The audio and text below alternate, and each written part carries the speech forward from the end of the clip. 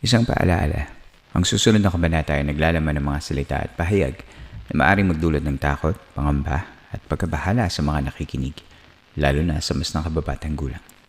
Huwag magpatuloy kung kinakailangan.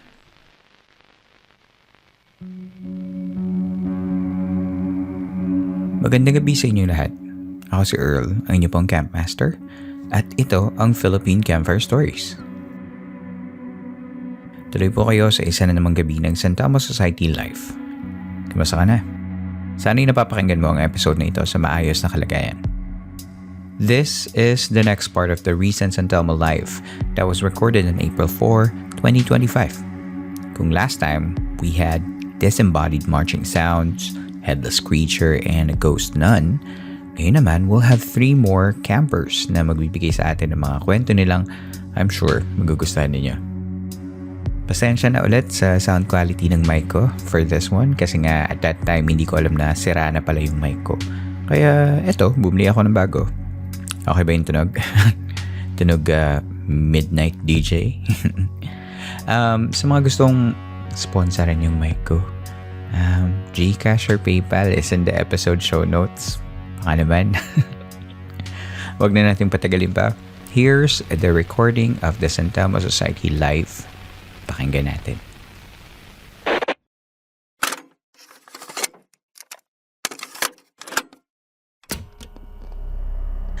We have other people na who wanted to share. Let me know. Alam ko si Val meron ding kwento. Unless, sige, si Val muna. Tapos, if meron din gusto mag-share, let me know then. Tapos, we can have Rally after him. Val. I'm Val, psych major and dapat magmi-military pero ganyan talaga yung buhay, parang spiritual awakening always the time.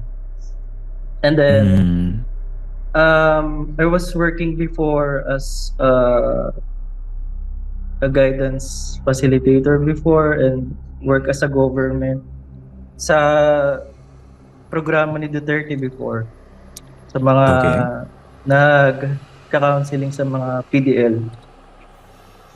Okay. And then rumaraket din, artist din ako, indie film artist, and then I was MMA fighter. Nako, ang daming ginagawa ni Val. Yeah. I just enjoyed the life kasi yun naman ang tinuro sa akin ng magulang. Just enjoy kung habang nabubuhay ka pa. Tama yan. And now you're here to share a story. Bakit? Meron bang inclined ka ba sa mundo ng paranormal and supernatural? Yeah. Naging client ko si Wincy Ong. Okay. We just had Wincy last few weeks ago. I'm the one na naging medium niya. Isa ka dun sa mga 26. Hello, shout out kay Wincy. Sige, Val, baka naman, so, isa kang psychic and you're seeing clients. What do they normally see you for? Depende kung ano yung parang sasabihin ng spirit guides ko. Parang magiging automatic lang yun kung ano yung magiging assessment ko. Kasi though I'm a clinical psychology major sa masters, so parang equipped din ako sa mga ganung pagkakataon na parang malalaman ko kung ano yung kailangan niyang kung kailangan ba nito ng tarot reading, ganyan. Ay, palm din ako, tapos pag nakikita ko yung tao, makikita ko na yung mga aura niya kung ano yung mga kailangan i-heal. So I'm a Reiki practitioner din. Ang daming palang ang daming tools kasi parang at meron ka ding you're back to science din kasi meron kang psychology major in psychology, so that's nice. That's very handy. Sige, ano yung ikukwento mo sa amin, Val? Alam ko na parang medyo expansive yung experiences mo kasi you sent an email. Medyo Oo. maraming siguro you can share with us like a highlight of your experiences kung ano ang lately na medyo parang kaiba talaga yung nangyari na yun. Interesting yung way back nung high school pa ako kasi doon yung journey, doon nagsimula yung journey tapos ngayong present na lang yung ikukwento ko.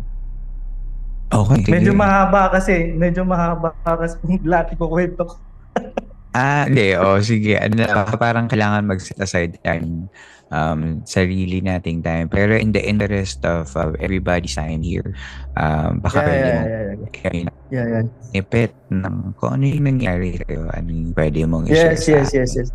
Para maano rin nila kung ano yung mga significant, yung kanina nga yung gusto ko mag-react dun sa pusa kasi isa sa spiritual guides ko ay cat.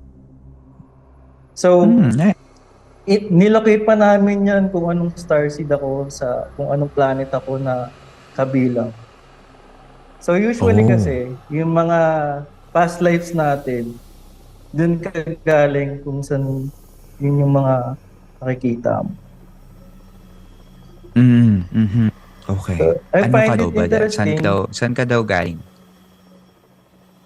High Pwede bang beast. i-share yun? Parang closer to Pleiadian, yung mga mukhang pusa. So parang alam mo yung Okay. Star Trek, find it weird sa Ah. mga listeners na hindi masyadong parang ngayon lang namumulat sa Ba mga yung ganyang mga ibang ideas. naming terms? Sige. Yeah. Pero yun nga, going back dun sa kwento ko, we started kasi na kina-question ko, ayaw kasi ako turuan ng mom ko kung ano yung skills niya. So, bata pa lang ako, nakikita ko siya na nagre-reading ng palmistry, ng normal card reading. So, yun. Naging curious ako Okay. ngayon. Tapos, parang doon nagsimula yung spiritual awakening ko na yung isang kwento pa na beforehand na may recruit ako sa fraternity nun before. Tapos parang it leads to parang nagkaroon ng kaso. Tapos yung mom nung isang nagreklamo sa akin, napunta sa ICU. Tapos ang nangyari, ang tema nung panaginip ko, nakaupo kami sa isang parang meeting sa barangay na magkaharapan kami. Okay. Tapos ang nangyari doon, bigla na lang parang sinampal niya ako ng mabigat sa mukha. Namaga ngayon yung mukha ko na parang yun nga, parang may sumampal nga na sinabi sa akin ng nanay ko. Kasi usually hanggang ngayon parang katabi ko natutulog minsan yung mom ko. Parang ewan ko kung hindi naman ako mama's boy or something, parang mas closer lang dun ako sa feminine energy. So yun, afterwards na nangyari, di naglump nagbukol yung noo ko. Tapos sabi ng nanay ko na parang maging humble ka na lang din na mag-sorry ka sa kanya na hindi ko parang sinasadya yung mga pangyayari. Tapos naglatin na yung nanay ko na yun nga, after parang nag-sorry na ako sa kanya dun sa babaeng nasa ICU yung spirit. Nag-sorry na ako sa kanya tapos nagdasal yung nanay ko ng Latin. Tapos nawala na? Nawala na rin yung nung natulog yung ako. bukol. Pagkagising ko, wala na.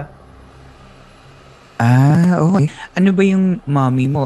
Parang nagpa-practice din siya? Hindi siya like ako na mas diniscover ko pa, inaral ko. Kasi marami din kasing marami ding mga parts ng spirituality ngayon na simula nung pandemic diyan nagsulputan yan eh. Kasi way back 2000, early 2000, wala naman ako nakikita. Di ba, going back, naabutan mo, ISP Bonanza, ang hirap pag-research dati, wala mang information. Like ngayon, parang Mm. makikita mo na lahat through the internet ngayon. Oo nga. Yun din yung parang maganda sa yung globalization eh. Parang lumit yung mundo kasi yung sources of information nandyan na at yung fingertips mo, diba? Pero yung mom mo, saan niya natutunan yun? Yung paglalating. Sinabi niya sa'yo? Hindi, I trace it. Minsan kasi kausap ko rin yung ancestral guides na manggagamot. Parang masyadong deep-rooted yung ano namin, yung skill set. Mm. Mhm. So And then, minsan, kinakausap ko yun sa meditation kung ano yung gagawin ko sa spiritual journey ko. Nalaman ko na nalaman ko na yung pangalan ng parang lolo ng lolo. oh wow. Yeah, Okay. yeah, yeah. Nakakausap mo Nangingi ba ako yung mga lagi. ancestors mo?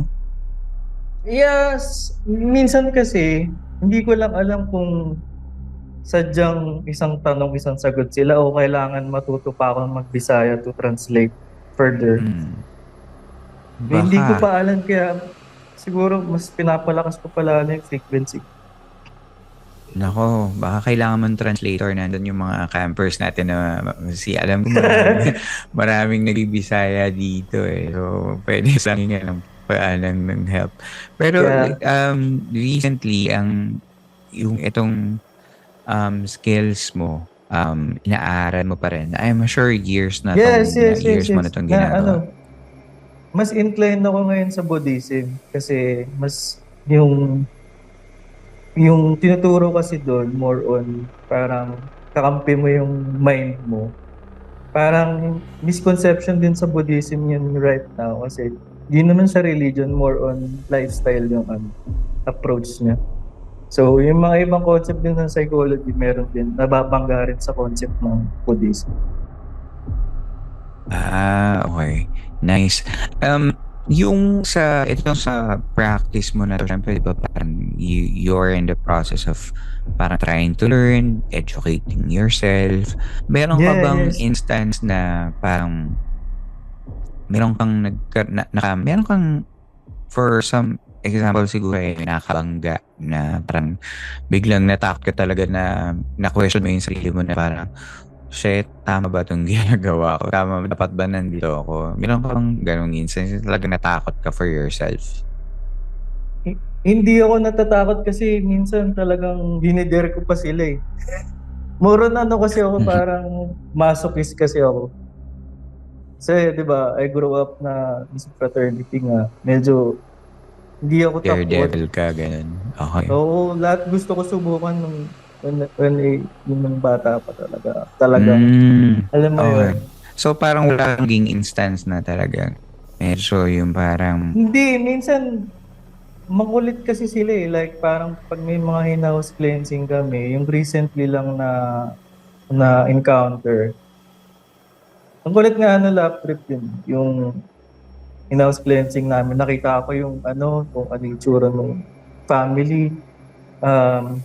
Siguro parang nung ni-remote viewing ko tapos in-invite ko sila dun sa parang yung isa kong gift ko kasi parang kaya kong conduit ng mga spirits. Pero hindi ko lang masyadong mini-mainstream kasi parang alam mo yun, grow up ako ng Catholic. Baka yung mga kakilala ko, di ba? Marami na naman masasabi. So, parang mas gusto ko na lang yung low-key lang.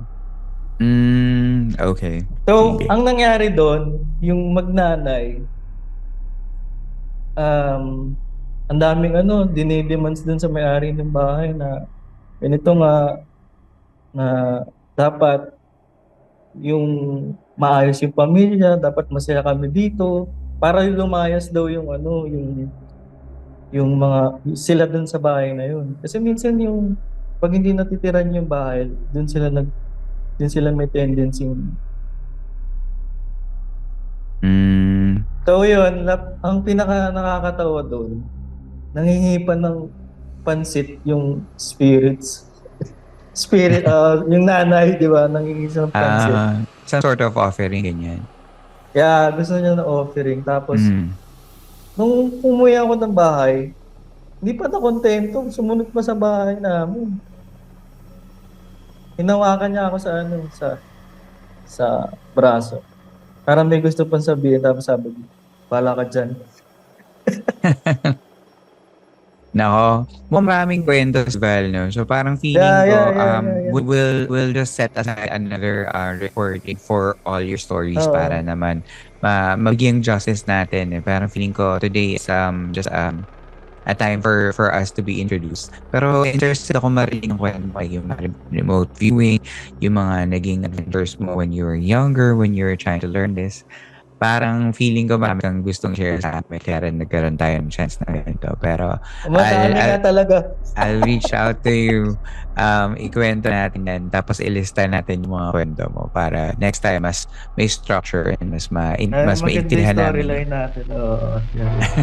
Maraming salamat, Val.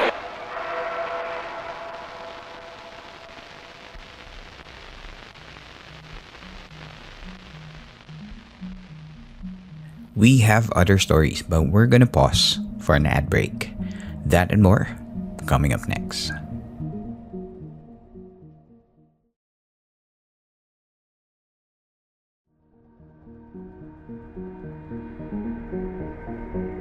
We're back in San Telmo Society ng Philippine Camper Stories.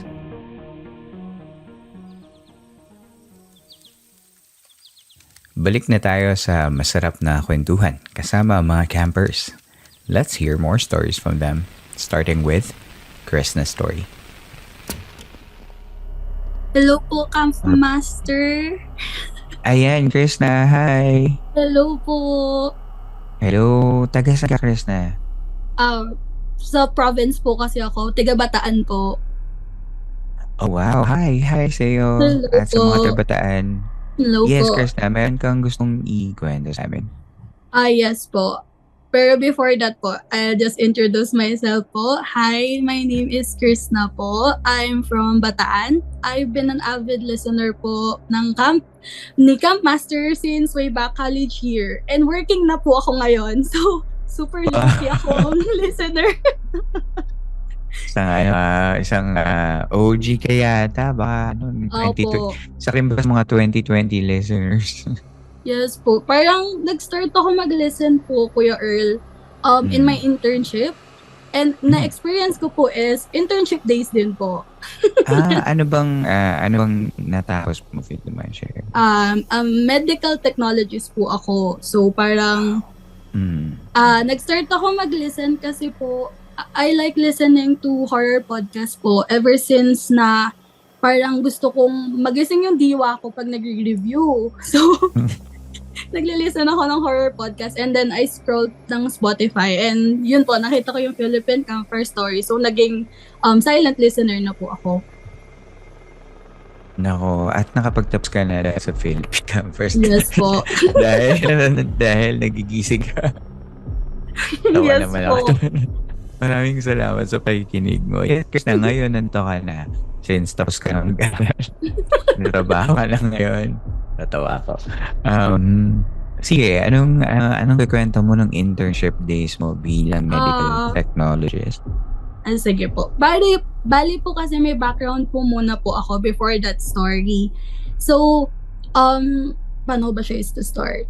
So basically po kasi, I have this gut feeling po or parang meron na rin akong pakiramdam sa paligid. I don't know how do you call this. Pero po kasi, this started ever since I was in high school na parang super sensitive ko sa paligid ko na sometimes parang may nakikita ako na wala naman.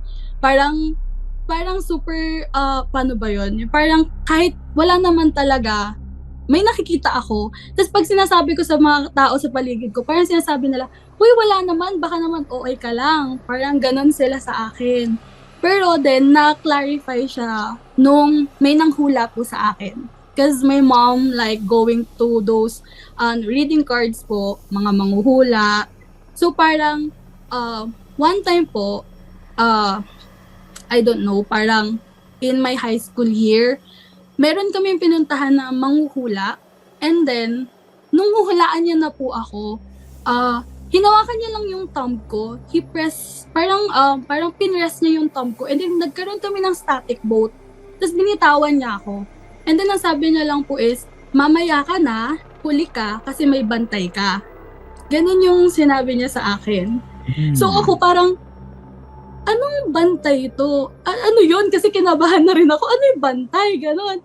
Tapos po, hinalaan niya yung mom ko, yung kasama namin na friend ng mom ko, and then yung brother ko, and then hinuli niya ako. Kasi po, ang sabi niya is, nagpaalam muna siya sa bantay ko, na parang, hahawakan niya lang ako, gano'n, na parang pinoprotektahan daw kasi ako nung bantay. So parang, hala, bakit may protection ba ako? May ganun ba ako? Mayroong bang bantay or guide? And then po, medyo na-clarify siya sa akin kasi po, alam niyo naman po kapag college na 4th year, super stressful sa as intern ka, tas may MTAP, and then stuff po like that. And then, yung hospital po kasi na pinag-i-internship ko is QC pa po siya. So, parang may napakinggan na po ako na podcast na parang same kami ng hospital, if I'm not mistaken, kasi familiar sa akin yung story. And then sa interns din po is, meron na din talagang nagpapakita dun sa section ng hospital na yon. So po yung story is, after po that, na-clarify lang sa akin na may bantay ako in a way na tinutulungan daw po kasi ako ng bantay ko sa studies ko. Okay. May tutor Kasi, ka pala eh. Yes po, parang gano'n siya. Bali po kasi, alam niyo naman nga po, parang wala na akong time mag-review dahil nga po from QC, tapos uuwi pa po ako sa bandang Caloocan para mag-sleep. So parang may night duty pa po kami, may exam tomorrow. So wala na talaga akong time to review. So pagod, tulog diretso, walang review, tapos mag-e-exam po ako. And then sometimes po talaga, as in super sometimes, super lucky ko lang po ba na yung hinuhulaan ko sa sagot is tama. Parang may ganun po kasi akong times. Or meron po minsan na voice na nagsasabi ng letter, parang letter C yung choice mo kasi ayun yung tamang sagot. Parang letter B, letter C, letter A. Pero yun sa akin po, wala naman siyang voice, pero may gut feeling na ayun yung i-choice ko sa mga multiple choices na tanong. Tapos, after that, tama siya. Nang hindi ako nagre-review. So, parang ganun siya. Tapos, nung na-clarify lang po siya sa akin, nung hinulaan nga po ako na, sabi din po ng manghuhula, tinutulungan niya ako sa studies ko.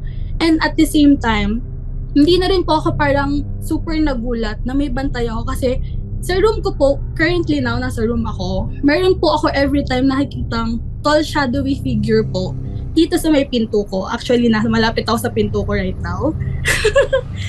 And then, actually po, meron din ako rosary sa pinto ko right now. Kasi sabi niya, lagyan ko ng rosary yung pinto ko.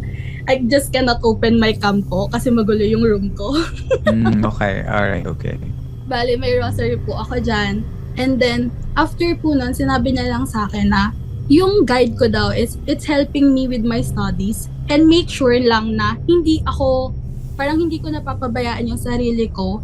Parang ganun lang po siya. Hindi siya nananakit, pero pag sumusobra na yung parang super fatigue na po ako, napipilitan siyang magpakita or mag-manifest in a way na nagugulat na lang po ako, may scratches ako sometimes sa legs, sa may arms ko. Parang nagmamanifest siya na stop ka na, magpahinga ka kasi sobra na. Parang may ganun po siya sometimes. Or sometimes naman po, habang nagre-review po ako hanggang 1 a.m., 3 a.m. po na nagre-review, alam ko po na hawak ko yung pen, tapos nilapag ko lang siya sa desk ko, and then pupunta lang ako sa kusina para kumuha ng water. And then pagbalik ko sa desk ko, wala na yung pen. So parang, nasaan na yung pen ko? Tapos ngayon maghahanap ako ng panibagong pen to write notes, pero wala na akong mahanap. So parang may signal na, matulog ka na, pahinga na, stop na, super na 3 a.m. na. So may ganun siyang stuff. Then after po na sinabi niya rin sa akin na yung bantay ko daw po is the reason why I am too sensitive sa paligid ko. Na parang siya yung nagiging reason bakit may nakikita daw po talaga ako pero hindi nakikita ng ibang tao. Pero yung nagpapakita po sa akin is pag super fatigue na daw po ako. Pag pagod na talaga. Doon lang siya parang nagiging heightened yung senses ko. So yung story ko po dito sa hospital na pinag-internship ko is from QC po. Parang nakapagkwento na rin po. Pero yung sa akin po kasi, it's not just me. May kasama po ako na non-believer and hindi po open yung third eye niya. So, this happens po around 1 a.m. or 2 a.m. na po nun kasi night shift po kami that time. And then, I don't know po, pero may connection po talaga na may nakikita ako every time. Pag hindi ko suot yung eyeglasses ko po. Mhm. So, yung eyeglass ko po kasing that time, parang nagkayayaan lang po kami ng 2 a.m. na may 7-Eleven po kasi dun sa hospital. Sa ilalim po ng hospital may 7-Eleven. So, nagkayayaan po ng 2 a.m. na bumili po yata kami ng, I don't know, siopaw or kariman. Parang ganun yung gusto namin bilhin ng 2 a.m. So, Mhm. kaming dalawa lang po nung friend kong yun yung bababa sa 7-Eleven. And then, there this staircase po kasi siya. It's not that luma naman, pero I think meron siyang malaking painting po doon na nakasabit doon sa staircase pababa. And then yung painting na po na yon, parang super taas niya in a way na pag nandun po kayo sa level na yon, itinaas niyo yung kamay niyo, mahabot niyo po yung pinaka lower, parang lower yes po, lower part lang po nung painting. So parang super tangkad po nung tao kapag abot po ng ulo niya yung lower part ng painting. So po, nandun kami, di po kami dun bumaba. Actually, marami pong way to go to the 7-Eleven.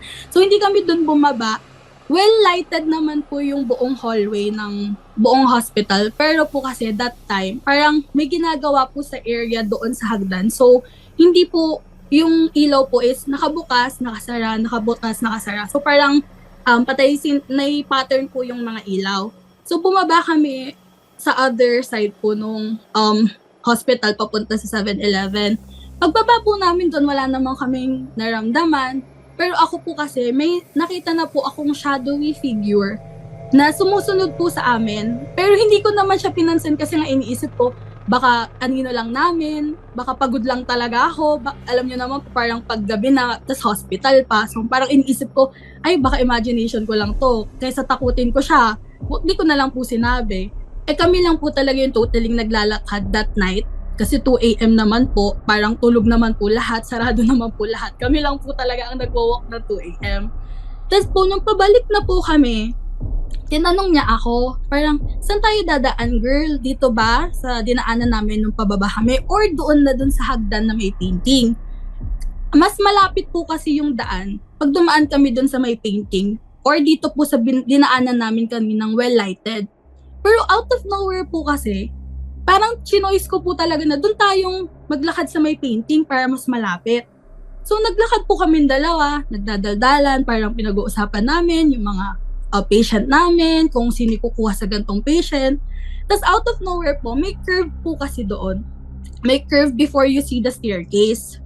Tapos habang nagdadaldalan kami, sabay kaming napatingin doon sa may painting. And then, napastop kaming sabay. Super sabay kami napastop. Tapos tumingin siya sa akin. Take note po yung friend ko na to is, wala po talaga siyang, hindi siya naniniwala sa paranormal, pero wala din siyang third eye. Pero naniniwala siya na may mga ghost, may other beings po tayo. And then we both stop as in at the same time. And then tumingin siya sa akin. And sabi niya, "Te, nakita mo yun?" Ganun yung pagkakasabi niya. "Te, nakita mo yun?" And then ako naman, "Oo, te." Natawa naman po ako kasi hindi lang pala ako yung nakakita. So, what we see is may super tall guy na nakataksido. Alam niyo po parang slender man but not really slender man. Super tall guy na yung ulo niya po talaga is abot na siya dun sa painting. So, yung ulo niya nandun na sa pinaka lower part ng painting. So, imagine niyo po, mataas yung painting and then pag tinaas ko yung kamay ko, is parang hindi ko pa masyadong maaabot yung lower part. So, kung yung ulo niya yung nandun sa lower part na yun, super tangkad niya.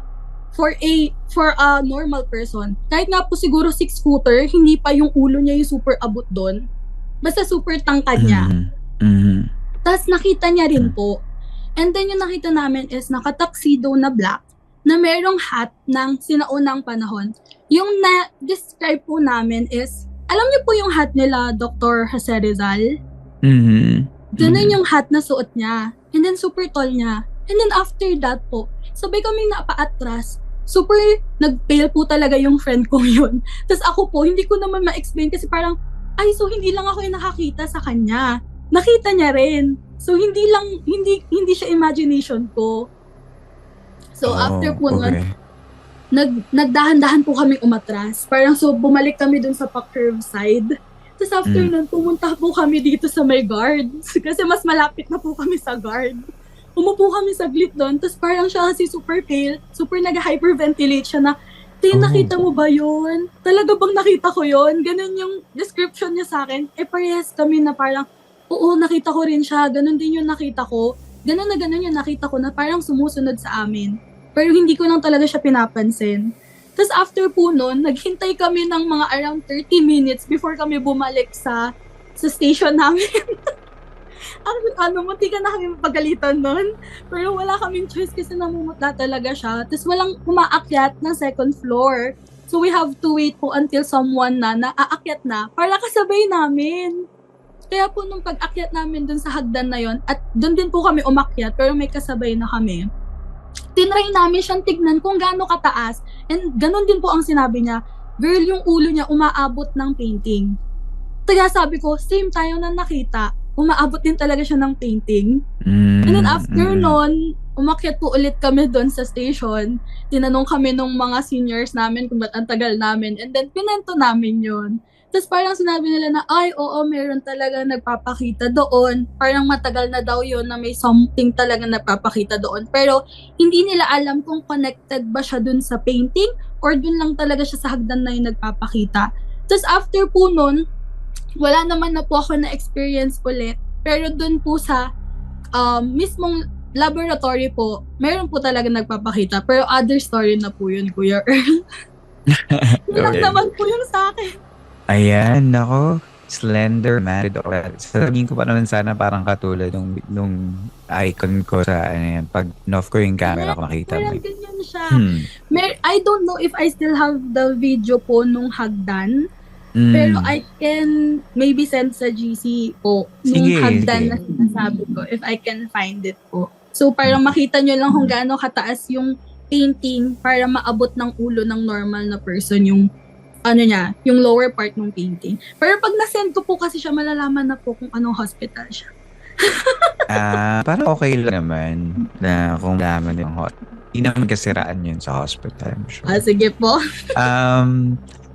Feeling ko, may mga sinasabi sa chat natin, babasahin natin yung mga nila, yung kanilang mga response to your story, which is very nakakatawa, kasi guide mo parang kinukulit ka. Pero parang medyo nagdududa din ako dun sa may scratches ka. Parang baka hindi yung guide mo. Kasi yung guide mo mabait kasi tinutulungan kang sumagot na exam. Ngayon lang ako nakatilang guide na binubulungan ka ng sagot na exam kahit di ka nag-review. Pero yung sabi nila, sabi ni Val, ano bang mga sinabi dito? Ayun, meron siyang spiritual gifts of wisdom, ang tawag sa Catholic, mga ganun. Pwede mo daw silang hingan ng tulong para turuan ka. So, which I think yun ang nangyari, no? So, tinulungan ka at your time of need. Meron ding sinabi dito na parallelogram. Di ko alam paano sabihin yun. Spiritual plane and human plane. Ayan. Baka daw open nga yung third eye mo. Chris na. So, hindi ko alam kung open nga ba. Tingin mo ba open? Anto pa ba siya? Ba't parang wala? Yes po. Wala si Chris. Nandito pa po. Ayan. Okay. Baka open din yung third eye mo or slightly Meron open? nga po siguro. Kasi currently po dito sa room, actually hindi po ako makatulog ng totally dark siya. Kasi Mm-mm. parang naglalaro din talaga yung isip ko na baka, actually, Kuya Earl, I know the name of my guide. Sinabi sa akin yung Oh, you name niya. do? Yes po. Pero, ang sabi sa akin kasi nung manghula, I cannot say the name kasi parang lalo ko siyang binibigyan ng power to connect with me if I always call the name. So, hindi ko siya mabanggit. Pero yung name niya, alam ko po. And then, ang sabi nung manghula is, kaya niya maging girl, kaya niya maging boy, kaya niya maging bata, kaya niya maging matanda. So, hindi ko alam kung ano siya. Baka marami kang guides. Oo nga po. Anyway. Tapos po, yung dun sa scratches, Kuya Earl, I tried to do my own parang research ha. So what I did is, nung napansin ko na lagi na ako may scratch out of nowhere, kasi po actually, I bite my nails po. I have this habit na I bite my nails. So basically, pupod siya. So wala talaga akong parang matutulis na part to scratch my body. Tapos, what I did one time, nung napansin kong super parang nagiging every other day na may scratch ako sa legs, naglagay ako ng band-aid sa mga daliri ko po. So parang wala akong magiging reason para magkaroon ako ng scratch that night kasi naglagay ako ng band-aid. And then after that, kinabukasan, meron pa rin talaga akong scratch. So I told my mom, that's on my high school years. Parang mga nasa third year ako noon. Nagsabi ako sa mother ko about that. Pero ang sabi niya lang is, hey, hindi, baka mamaya ano lang yan, may nasagi lang daw ako, ganon. Kasi syempre, typically mom, ayaw na tinatakot yung mga sarili, ganon. Sabi niya, baka daw ganon lang. Pero I doubt na talaga na hindi talaga siya normal. Kasi may scratch. Okay. Alright. Yun lang naman. Wala na namang nangyari after that. Ngayon po, currently parang napapansin ko po, I always, actually po silamigin ako. So, I have a comforter and then another kumot. Pero pag natutulog ako, dalawa ang kumot ko. Pero pag gising ko, wala na yung dalawa. Nangyayari naman yun talaga. Yung biglang, kasi nga, di ba, sa pagtulog natin, gumagalaw yung katawan natin. So, parang ang gusto kong gawin ngayon is mag-video ako habang tulog. Sige.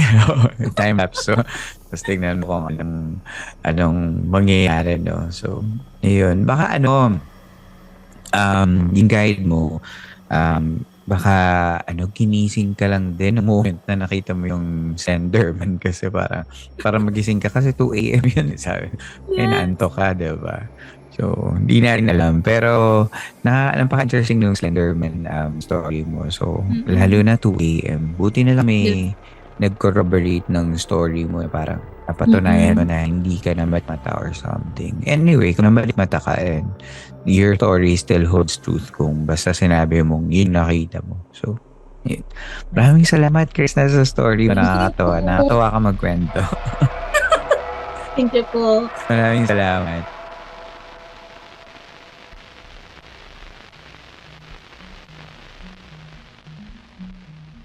I'm gonna break it here before I give you the last story of the recording. Ad break muna tayo para kumita ang podcast.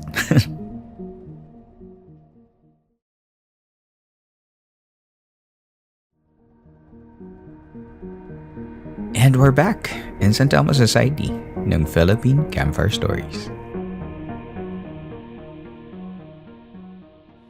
At last, this is the last part of the recording. At nagbabalik sa ating San Telmo Society studio ang ating kaibigan na si Rally. Pakinggan natin ang kanyang kakaibang experience. I think we have time for one more storyteller. So I'm not sure kung meron pang kukwento. Si Rally. Si Rally nakapila last week pa. Si Rally, okay ba yung internet mo, Rally? Okay na po, CM. Rally, kumusta ka na? Naririnig niyo na po pa ako? Naririnig kita. Okay. Ako nga po pala si Rally, taga Bacolod City. Na-discover ko tong Campfire Society dito sa YouTube at the same time sa podcast, which is technically kasi dati may YouTube channel din ako which is covering around more on paranormal at saka Ang mga pinapost ko na video is all about mga demon possessions, which is pinatanggal ng Catholic Bishop Conference of the Philippines dahil may isa akong video na pinatanggal ng Catholic Bishop. So, na-shutdown ng Oh. YouTube channel yung aking channel before. Kaya hindi na Oh ako my God. nakakapag... Yun na nga eh. Kasi hindi ko ba kasi alam yung mga guidelines pa dati ng YouTube. So may pinost ako doon na dati na bawal, which is talagang nakakatakot. Kaya pinatanggal ng Catholic Bishops Conference of the Philippines yun. Pero then, I do also some kind of a vlogging, especially when it comes to treasure hunting at saka ghost hunting na rin dito sa Bacolod. Okay, sige Rally. Ayan, pamilyar kami sa iyo kasi nakatakot talaga yung story mo dati nung tungkol doon sa aswang sa bundok, 'di ba? Pero ngayon ba, ano ba yung ikikwento mo sa amin ngayon? Tungkol ba doon sa na-ban na video? Ay, hindi. Pero recently lang ito. Hindi ko muna ikukwento sa inyo yung mga experience ko sa mga aswang pa before kasi medyo comedy yung part na yun eh. Pero ang ikukwento ko dito is yung mga recently lang. Itong tungkol sa sa recently lang ito nangyari. Yung nag-grade 7 yung aking panganay na anak. Merong transferee student dito sa school nila na medyo may dark side of personality, which is babae. Ang nangyari niyan is that baguhan lang siya at saka syempre loner at the same time silent type of a person. Medyo nahihiwagaan na yung panganay kong anak na grade 7, nahihiwagaan na siya sa babae ito sa new student na ito. Na one time nakita niya ng kausap nga yung mga at least mga around 4 or 5 students na kapwa nila rin babae. Nakakausap nila at nakakasalamuhan nila. Then, may nangyari somewhere part na during their exam, after their exam, nagkaroon ng mass hysteria sa classroom. What a coincidence din na nagkaroon ng parang demon possession na nangyayari sa classroom. So, tendency ng principal, magpatawag ng tulong sa kura paroko namin dito sa barangay, sa pare dito sa aming school, sa aming barangay. Nagkataon pala itong pare na ito dito pala sa Sacred Heart Seminary na nanunuluyan si Father Leroy. So kinontak nila. So yung presidente ng Knights of the Altar dito sa aming parokya, pinatawag niya kung sino yung available na mga sakristan na pwedeng humalili para sa kay Father Leroy para i-pray over yung mga nasasaniban daw ng mga estudyante. Nagkataon naman na yung pangalawa kong anak na si Vasily, which is deboto rin ng Saint Benedict at saka may medalyon din ng Saint Benedict, nakita yung sa GC. So, bihis siya ng sutana niya, tumakbo doon sa school. Tumakbo siya na una sa school na hindi niya pala alam na ito pala si Father Leroy, nakikipag-contact siya pala sa mga demon experts ng Bacolod City na nandito ko nakabase malapit sa may SM City. Dito na kinokontak pala nila yung mga pare na may expertise sa demon possessions. Pagpasok ng anak kong lalaki, sinabihan na siya ng panganay kong babae na Soy, mag-iingat ka, medyo may malakas ang pwersa. Sabi ka, bakit po ate? Sabi ni Vasily. Kasi ito, may nakikita siya. Dahil bukas ang parehong third eye ng dalawa kong anak, may nakikita silang may mga entity other from the human being. May nakikita silang ibang entity na sa paligid. So, ang ginawa ng anak ko, ng panganay, nag-cast siya ng prayers, ng protection sa loob ng classroom na parang dome na protection, which is kasi yung anak ko kasing panganay is deboto rin siya ng Miraculous Medal of Sacred Heart of Mary. So alam niya kung paano magdasal ng Latin, especially when it comes to casting a protection sa isang person o sa isang area na within her duration lang. The same time, si Vasily, marunong din siya ng Saint Benedictine prayer na inuusal palagi ng mga anti-demons na mga pare. Nag-cast din siya ng prayer na ganon, which is yung nasa loob ng dome na protection ng panganay kong anak. May mga entity din doon sa loob. Pag-cast ni Vasily, nagkaroon ng reaction yung bawat entity na nasa loob, pati ni rin yung mga nasasaniban. Nagwawala na siya, tapos biglang parang sinasaktan daw, parang nilalati ko raw. Nagkataon naman na tamang-tama din na dumating din yung pare. Pagdating ng pare ni Father Leroy, binigyan siya ng basbas ng church na yon na mag-cast ng mass exorcism. May napapansin sila na out of all student, may isang student na nawawala, which is yung kausap nila na bagong student na bagong salta dyan sa school na yan. Nagtataka ngayon si Javi, kasi si Javi, yung panganay kong anak, dahil students government officers, tinanong nila yung advisor kung nasaan yung estudyante. Sabi daw, yung estudyante daw to bigla daw umabsent sa araw ng exam dahil masama yung pakiramdam. Pumunta si Javi sa bahay ng estudyante na ito habang si Father Leroy at saka yung anak kong sakristan, na yung grade 5 kong anak na sakristan, na kakas ng mass exorcism. Doon na sila pumunta si Javi sa bahay ng estudyante. Hindi malaman kung coincident ba or nagkataon lang din na nagpapanik yung mga parents ng bata na ito dahil at the same time na nangyayari yun sa school, itong batang tong umabsent, nagle-levitate na pala sa loob ng kwarto. So, hindi mo malaman kung konektado ba to sa nangyayari sa school or talagang siya yung may control. Ngayon tumawag si Javi kay Vasily. Na ba, humupa na yung sa school, humupa na, parang wala na, nahimasmasa na yung mga estudyante. Humupa na yung sa school. Tumawag si Javi sa kay Vasily sa pangalawa kong anak na papuntahin nyo dito si Father kasi meron dito nangyayari ngayon din sa bahay na ito. Pumunta si Father Leroy at saka sinabi ni Father Leroy na paiwan na lang si Vasily kasi hindi pwedeng magkaroon ng isang bata na paslit na maghahalili sa kanya kasi kailangan talaga ng isa pang pare na tutulong sa kanya. Wala pang pare na available na yon. Pinatawag nila ako that time. Buti na lang at off ko sa trabaho, pinatawag nila ako. Habang nagkakas si Father Leroy, pagpasok niya, ang sobrang dilim, sobrang napakabigat sa feeling. Yung feeling mo na yung mga buhok mo nagsisitayuan, feeling mo parang pagpasok mo sa kwarto may magnetic field na hindi mo malaman, hindi mo mawari. Basta sobrang nakakapagod, nakakalungkot ng feeling, sobrang sakit sa damdamin o sa pakiramdam. Itong si Javi, nagpe-pray siya. Habang nagpe-pray siya, nagsimula na magkausapin yung bata.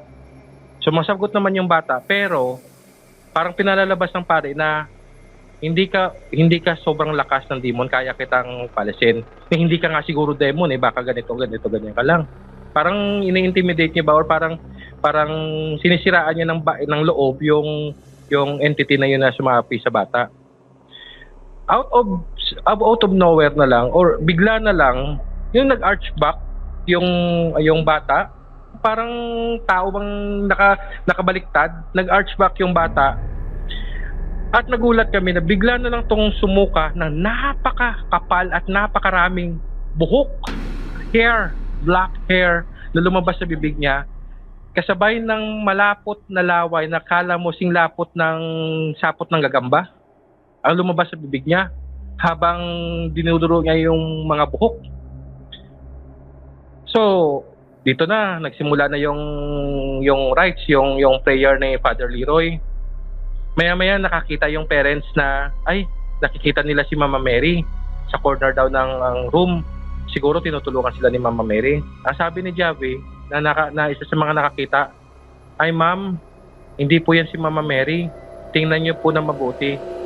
Ang hitsura ng isang figura na nakita ni Javi, Mama Mary nga yung costume, pero yung mata katulad ng sadanan na itim yung paligid tapos puti yung gitna. At saka yung bibig, para pag bumuka yung bibig na parang isang butas na walang hangganan. Yun. Doon na lang namin napagpansin na grabe, Mama Mary yung costume. May cross din sa ulo ng imahe na yon, which is baliktad. At kahawig niya talaga si Mama Mary, pero yung mata, ganon, yung hitsura ganon, tapos parang matanda ang boses. At ang nakakapagtaka pa, dahil usually si Mama Mary parang naka-amen yung kamay. ang kamay ng image na yon, naka-amen siya pero ang hahaba ng mga kuko. At So, bakit lumulutang. si Mama Mary ganun? Ha? Parang ginagaya lang si Mama Mary. Parang ginagaya si Mama Mary. Tapos parang minamak niya pa yung parang pinagkakatawa niya pa yung mga image ng mga Catholic mga Catholic images.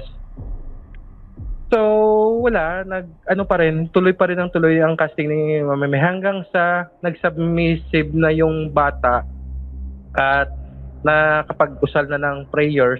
Habang nagpe-prayer na si Father Leroy, sumasabay na yung bata sa Our Father, sa Apostles' Creed, habang kami naman ni Javi at saka yung ako, lahat ito pa yung dinadasal namin hanggang sa umabot na sa punto na nagsabi na alam ko kung sino yung mga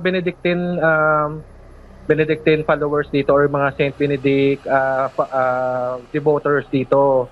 Alam niyo yung non sacra sit mihidus, non draco sit mihidus, bade retro satana. Yun na lang yung inusal na lang namin sabay-sabay na doon na lang kaagad parang nawala na yung tension, lumiwanag na yung patay na ilaw sa kwarto, bigla na lang sumindi, tapos parang gumaan na yung paligid, yung buong kwarto.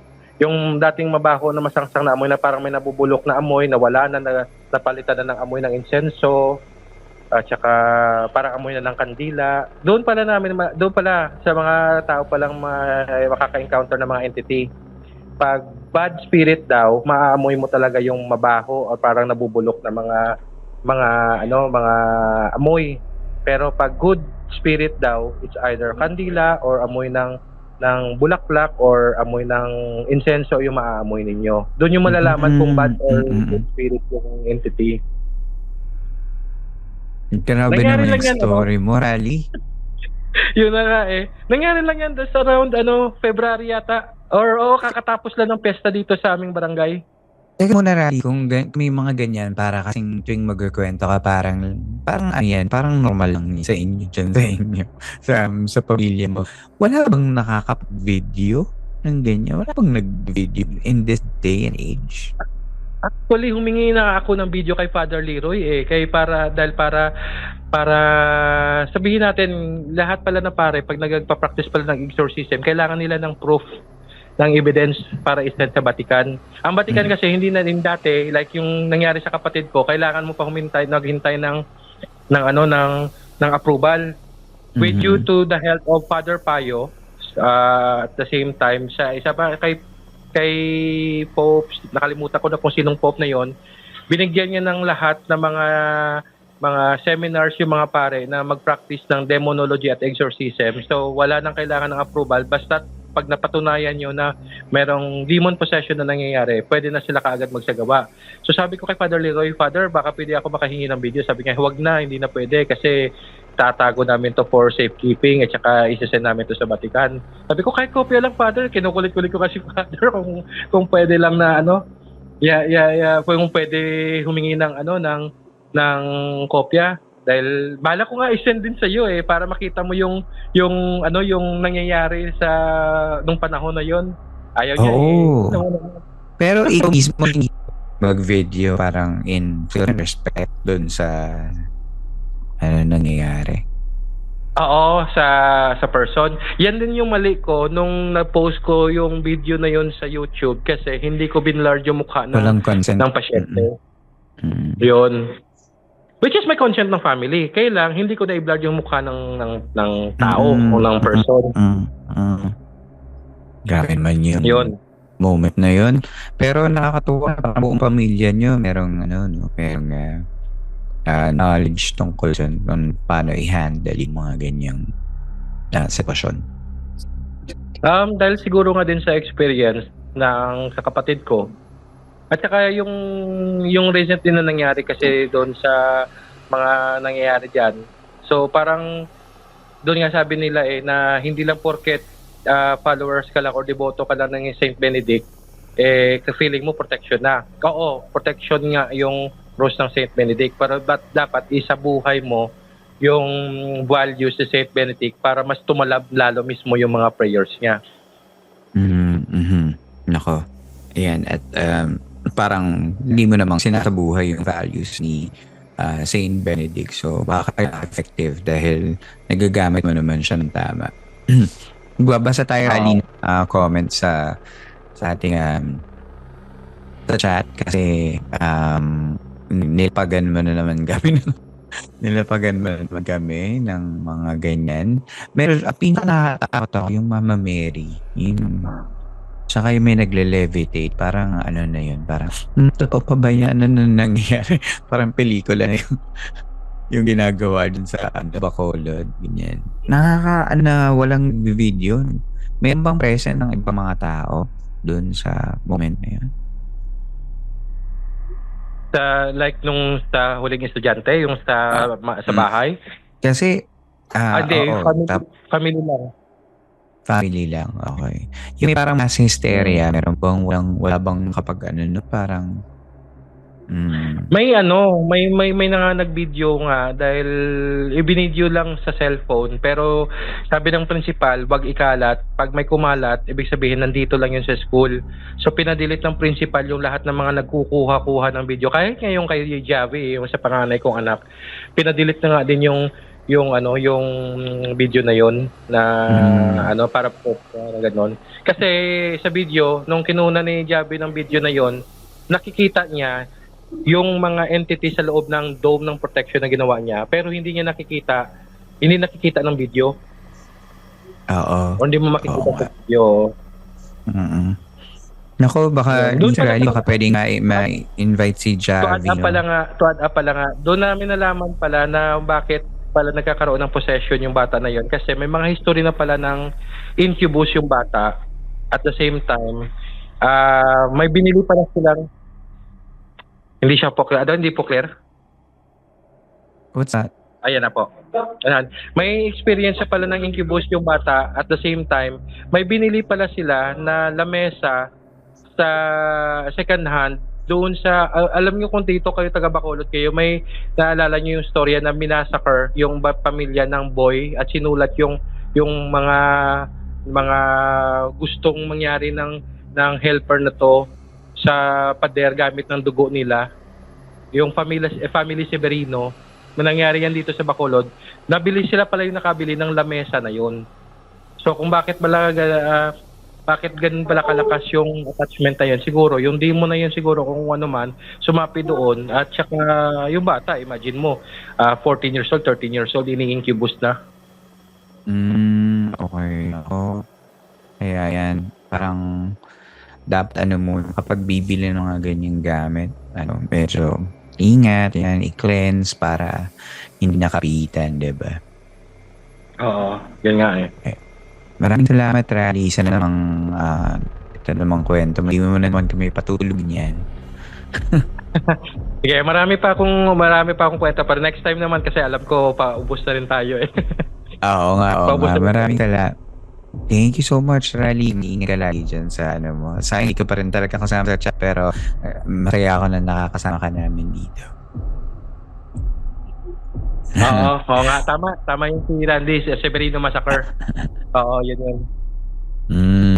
Alright. Thank you so much, Rally.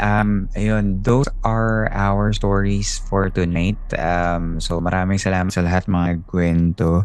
Medyo na naman tayo. Paano tayo matutulog nito? So, kaya naman ngayong gabi, gusto ko hindi na nila paano tayo matutulog na. So, ngayong gabi, gusto ko sanang basa muna ng mga shoutouts natin for our segment na The Camper Shoutouts. Hihingi ako ng tulong sa inyo kung sinong gusto magbasa ng mga shoutouts natin. So I will put it in the chat and gusto ko sana kayo ang magsabi ng shoutouts. I'll do the first one. Sabi sa YouTube, si Barrow Christian Joseph HD 6590. Ang haba, sabi niya. Actually, halos lahat ng horror community napakinggan ko na at mahilig akong makinig. Lalo na yung true story maganda yung delivery niyo po. Yun lang po yung tunog ng radio. Nakaka-distract po yung sound effect. Ayan. Maraming salamat, Disbarrow Christian. Ganun talaga. Meron tayong mga sound effects. So, baka kailangan sabihan ko lang din yung team kung meron dapat baguhin. Pero thank you so much for sharing that thought. Si Randy, basahin mo naman yung susunod yung sa episode 265. Okay, next shout out, D. Sabi niya, a day ago, ang galing ni Father, it's giving me a chill. Pero, where's that? It's giving me a chill, pero the good thing is that it proves na death, it's not really the end. Jude. And salamat kay D. And salamat sa iyo, Randy. Next naman, sabi ni Jude, I love this episode. Thank you so much, Jude. Ayan, sino gustong magbasa ng next? Ipopost lang sa chat, basahin nyo na. Ako, let Earl. Go. Sige, Go. Lily 80. 2 days ago. Grabe, nakakakilabot at touching yung story. Thank you, Sir Wincy, for sharing your story. And thank you, Lily. Shout out sa'yo. Gail.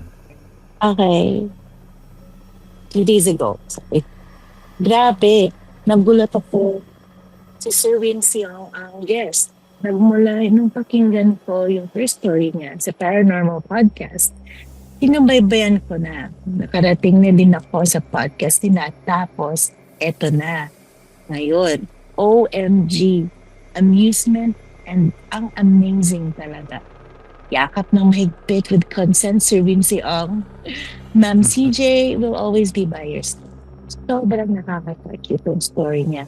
Abangan ko ito sa KMJS. Yes, Right. that's from MJ. From Singapore, actually, from CMJ. Para dun sa episode ni Wincy Ong, kasama natin sa yung Love Beyond the Veil. Sabi naman ni Jing Bell _23. Grabe, this gave me chills. More podcasts like this. Ayan.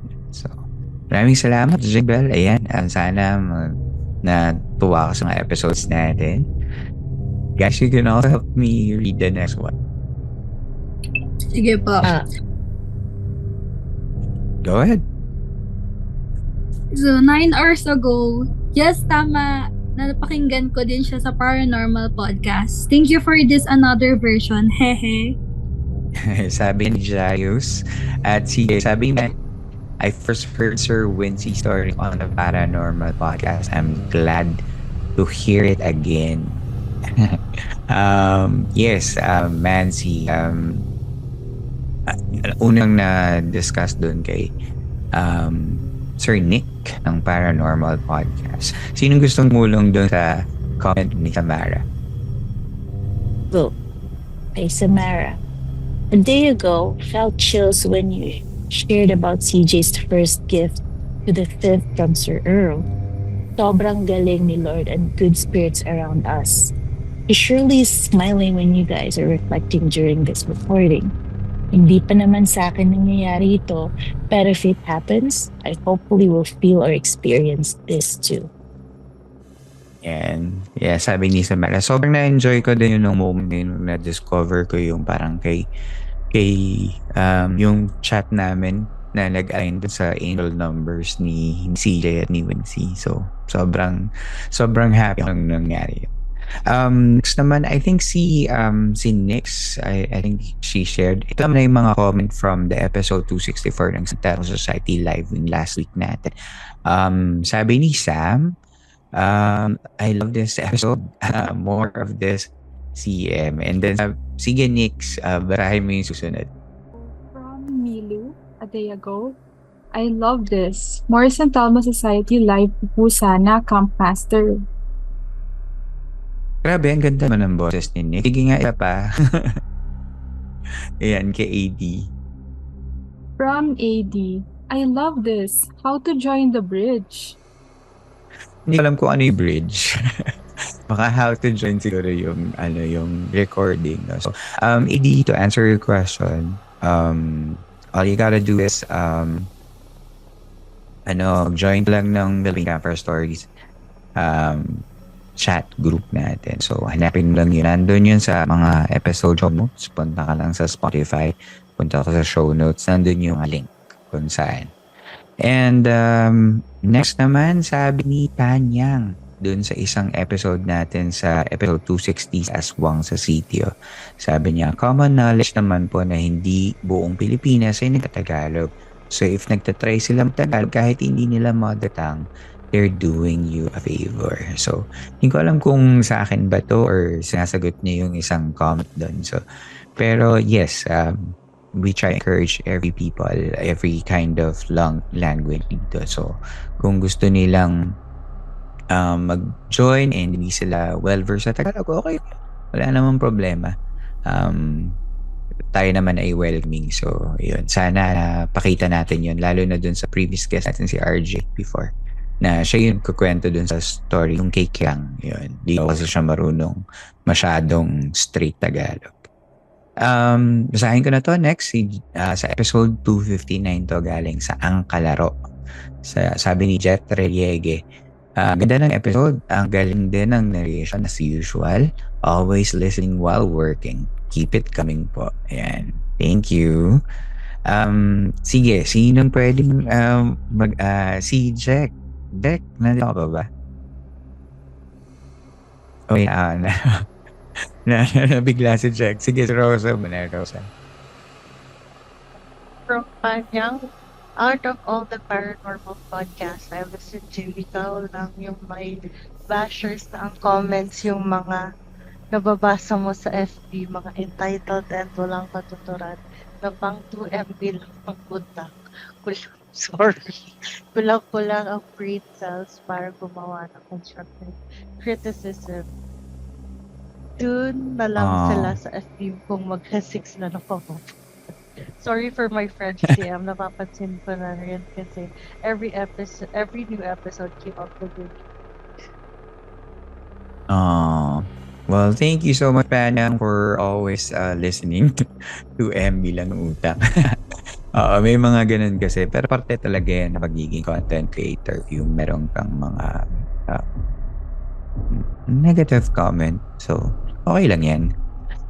Next naman ay si Shell. Ang sabi niya, "Hi Earl, love the podcast. It makes the drive home go quicker. Just wondering kung nagpapabraces ka or aligners." I noticed a slight list kasi sa episode na. Anyways, keep up the good work and look forward to more stories. Wala kang braces. Arte lang talaga ako mag-dito. Tawa naman ako dito. Eto, from episode 255, medyo malayo na itong episode na to. Clark Hospital Barkada. Sinong gusto? Si ayoko magtawag baka parang ayaw na magbasa. Val, baka gusto mong bahayin yan. Or kung sino man. Sinong available magbasa. Granny. 6 days ago, Okay. route to BPO agents and graphic artists sa Clark PhilExcel. Let's go, mag-McDo ng 3 a.m. Yan yung sa episode 255, yung parang meron daw McDo dun sa Clark. Hindi ko punta dun sa mismong part na yun. So, punta natin minsan.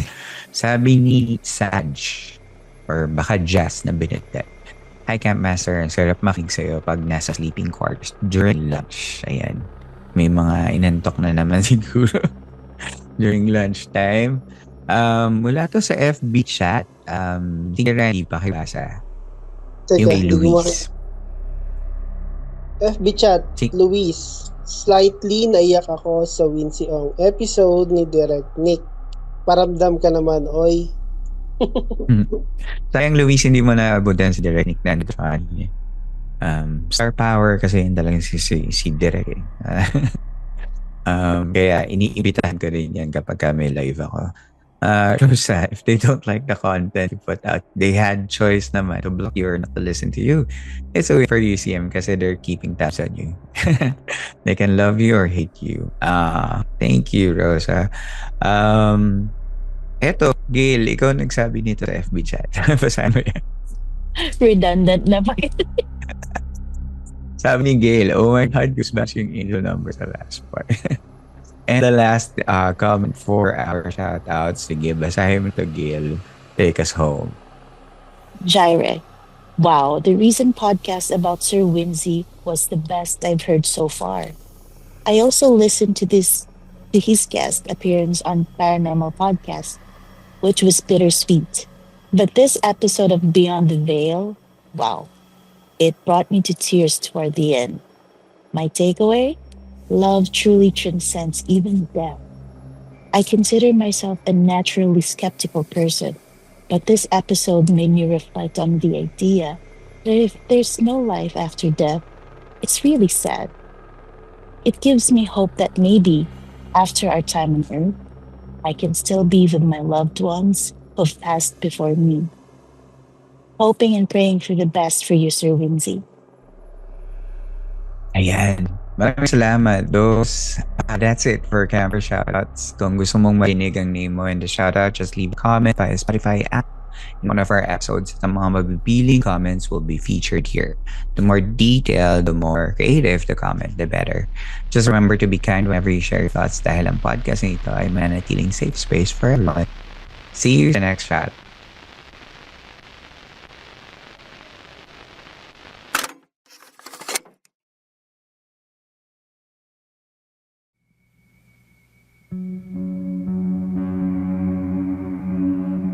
Thank you again sa mga nagpunta at nakisali sa San Telmo Society Live, kasama ang ibang mga campers. Sa susunod, I'm sure marami pa tayong maririnig ng mga kwento. Something I'm looking forward to. Dito na po nagtatapos ang ating kwento for our campers na feeling mo ay good job ang podcast sa pagsama sa'yo sa mga araw-araw na gawain at naiibsa ng pagkainip mo. You feel like generous ka today, you can send love and appreciation. Daanan mo lang yung ating PayPal account. For your tips, andun yun sa ating episode show notes. Pati rin yung GCash number natin. Nandun lang yun sa episode show notes. So, if you feel like sharing tips, go ahead. Welcome na welcome yan. Or better yet, you can also go to Patreon page. Andun sa patreon.com/campfirestoriesph. You can subscribe there and you can see our full video podcast. Pwede ka rin mag-subscribe sa YouTube and TikTok ng Philippine Campfire Stories, and you'll find other content in there na I'm sure magugustuhan nyo rin sa inyong mga feed. Lastly, you can also stay for the ads at the end of the show kasi those ads, they can keep our show running here for free. Pwede mo rin i-share ang story na ito or itong episode na ito sa isang kamag-anak o kaibigan na feeling mo magugustuhan yung gantong klaseng content. Kasi yung mga referral ay ayun, yun yung mga strongest form of suggestion sa ibang mga tao. Talagang pag feeling mo, shinare mo ito at feeling mo magugustuhan ng isang tao, I'm sure yun may makukuha ulit tayo mga bagong listeners. Panghuli, kung may kwento ka pa na gusto mong ibahagi sa ating camp ay pwede mong isend yan sa campfirestoriesph@gmail.com. Pwede nating basahin yan, pwede nyong i-record. Pag-usapan natin yan. Basta mag-reach out lang kayo via email. Muli, maraming salamat po sa inyong pakikinig. Makita tayong muli sa susunod na kwento. Ako si Earl at ito ang San Telmo Society segment ng Philippine Campfire Stories.